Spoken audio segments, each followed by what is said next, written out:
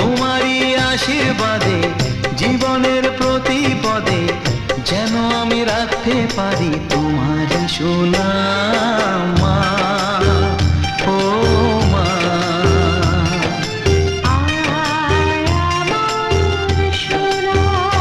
ও স্নেহের ছায়ায় ভালোবাসায় ঢেকে রাখে যে, অনেক জ্বালাশয় বুকে জড়িয়ে রাখে যে, তারই আঁচলে মুখ লুকিয়ে রেখে জীবন আমার কাটিয়ে দেব তোমায় দেখে মা।